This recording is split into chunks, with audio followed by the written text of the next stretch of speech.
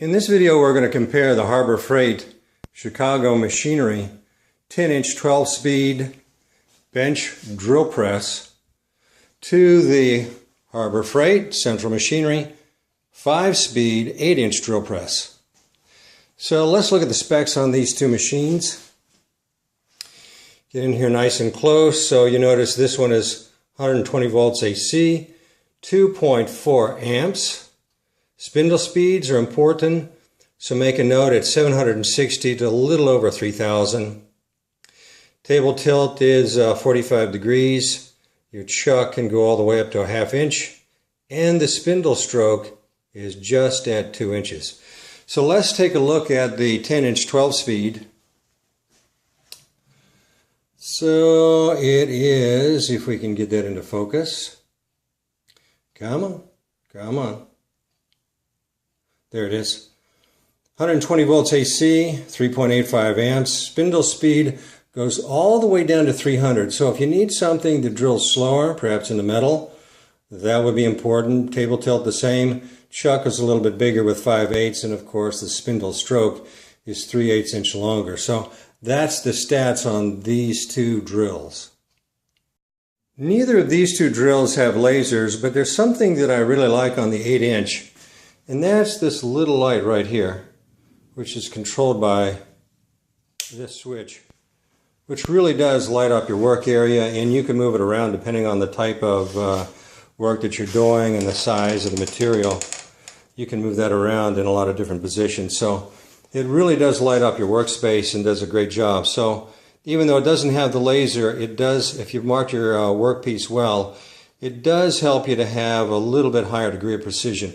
This is not found on the 10-inch. Let's take a look at some of the dimensions on these drill presses. On the 8-inch, from the chuck down to this table is just about 7 inches. However, one difference that this has is you can take this table and move it out of the way, so then the distance from the chuck down to the stand is just about 10 inches. If we look at the 10-inch, the distance from the chuck down to the table is 10 inches, just about 10 inches, but you can't spin this one out of the way unless you re-engineer it somehow. So there is a difference in what you have for from the chuck to the table. Another dimension to keep in mind is the height of your drill press. So this drill press comes in right at about 23 inches on the 8-inch. Let's come over here and take a look and see what it is on the 10-inch. See if I can set that in there.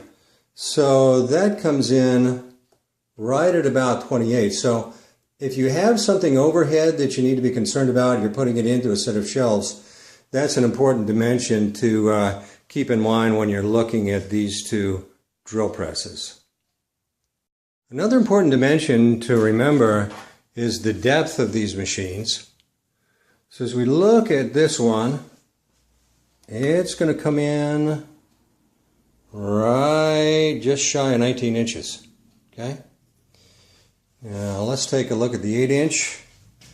It has a little bit more on the back. That comes in at about 18 inches. So if space is a consideration, either height or depth, there's a little bit of difference between these two. Another dimension to keep in mind is how deep you can drill. In other words, how wide the material is you can get on this table and still be able to drill. So the maximum you can have from the support to the drill bit center is about 5 inches on the 10-inch 12-speed. On the 8-inch 5-speed, it just comes in a little over 4 inches. So depending on the kind of work you're going to be doing, it can make a difference. I know when I had to use the 8-inch, I had to do a lot of flipping of my work to do the drilling I wanted to do. So keep that dimension in mind when you're looking at these two drills. There's another set of dimensions that may be important to you as well, and that's the footprint. So on the 10-inch, the base is from front to back just about 13 inches deep, and let's see what the width is on this guy. That width is just about 8 inches. If we come over here to this guy, it is just a little over 7. And the depth is just about 11.5, almost 12 inches. So that's another consideration, depending on your work area, is the size of the footprint for the base. There's something important that I want you to be aware of for both of these drills, and that's the table and whether they are actually 90 degrees to this post.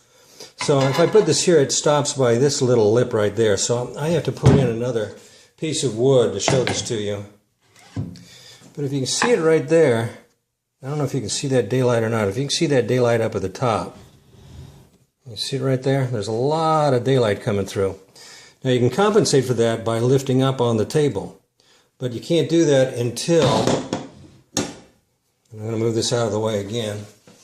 The way to compensate for that is to lift the table up. You see that movement? And then while it's lifted up, then go ahead and tighten it down, okay?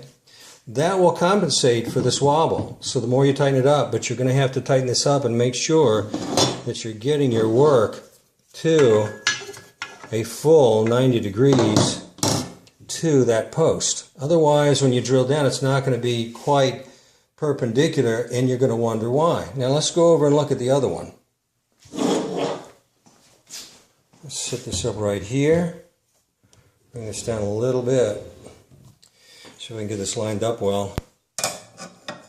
See, this one has the same problem. And I've got this loose, and I can take it up a little bit, but I can't compensate all the way. Can you see that gap at the top? Let's see if I can get in here closer for you. So even when I lift the table up and tighten, you can see there's still a gap at the top.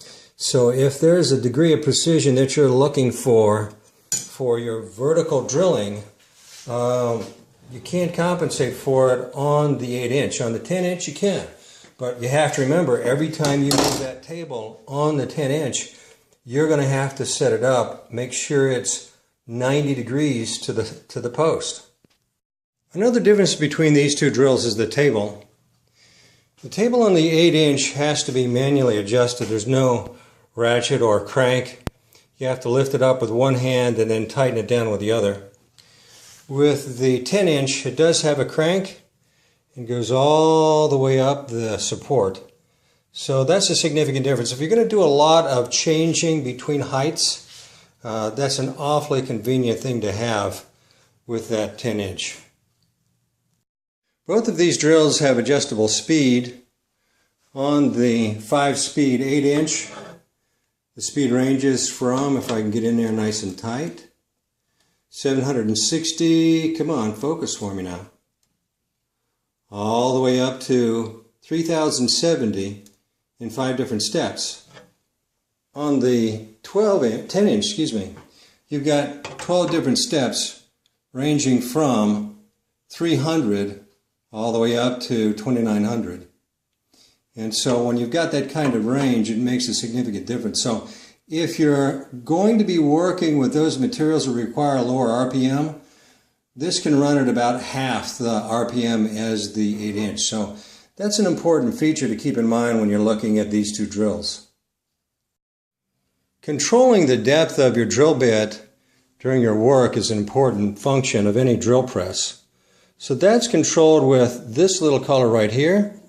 Set it to the desired increment or position, tighten down this little thumb screw, and then you're good to go. On the 8-inch, it's a different story. Anytime you want to control the depth, you've got to change these nuts on this thread. It's very accurate, as you can see with the increments on there, but if you're going from, let's say, a 1-inch to a 2-inch depth, I got to tell you, it can be a little bit time-consuming. I hope you found this comparison of these two drills of value. If you have, please press like. And if you're not already a subscriber, I'd love to have you as a subscriber. Also, I've done another video on how to get the most out of your 8-inch drill press. So make sure you check that out, because that would be valuable for either one of these two drill presses. And as always, good luck on your projects.